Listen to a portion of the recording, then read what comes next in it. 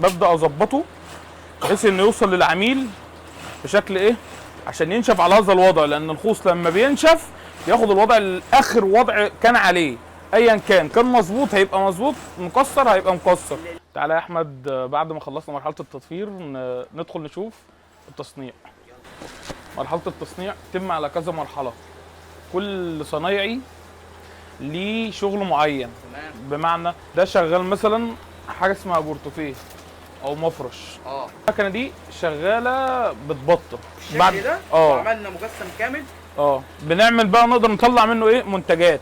تمام. المنتج ده اللي هو ده نفس الخامه الخفيفه دي. حلو. بيتعمل ازاي؟ طبعا دي مرحله التقفيل بقى، اللي هو ما قبل التقفيل. جهزناه، قصناه، ظبطنا المقاس، ظبطنا كل حاجه. التقفيل اللي هو كالاتي: بنعمله كده، بنقيس المسافه هنا والمسافه هنا، وبنبدا نظبط القفله بتاعته بحيث انه يبقى شنطه. بنبدا نحط السكوتش، بنعلم علامه هنا وعلامه وعلامه هنا. القطعه دي بنعملها زي نظام علقه، تقدر تعلق فيها سلسله، تعلق فيها يد كروست، ايا كان. دي المرحله اللي انا بقول لك عليها. تمام. دي مرحله تقفيل السوستة. حلو. يعني المكنه تبطن، المكنه دي تبطن، المكنه دي تقفل سوستة. يعني المكنه دي تبطن؟ المكنه دي تبطن. الاول هنا ان انا ابطن. لازم بطانه. تمام. دور البطانه. الخامه دي اسمها ايه عامه؟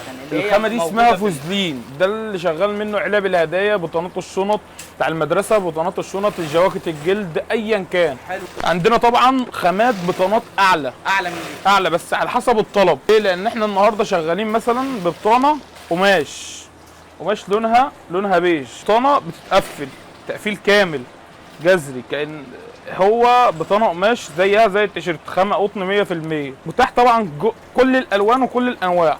ممكن واحد يختار مكنه قماش مثلا بوليستر ولا حاجه، تمام، ننفذه مفيش مشكله، على حسب رغبه العميل وعلى حسب القيمه اللي هيتباع بيها المنتج. ده المنتج بعد ما يتقفل. يعني لازما بقى الفنيات اللي هي ابدا اظبطه عشان يظهر للعميل بشكل فصل. لا ورينا بس كده بشكل اوضح الموضوع عامل ازاي.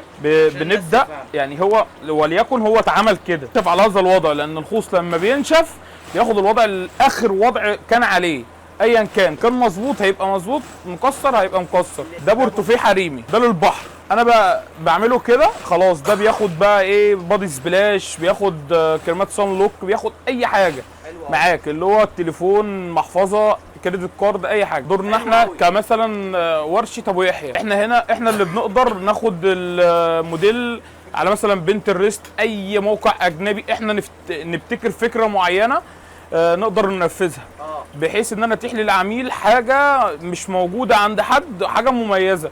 لان انا النهارده لما اشتغل في شغل من 50 سنه، لا انا ما عملتش حاجه، انا كده ما عملتش حاجه خالص. لازما اجدد في مهنتي. المرحله اللي جوه دي مرحله التصنيع، دي تصنيع الشنطه. تبدا بقى الشنطه بتيجي اصلا خوصه زي كده، الخوصه بتبدا زي كده، فبنبدا نعمل نقصها ونلفها، نفك البكره.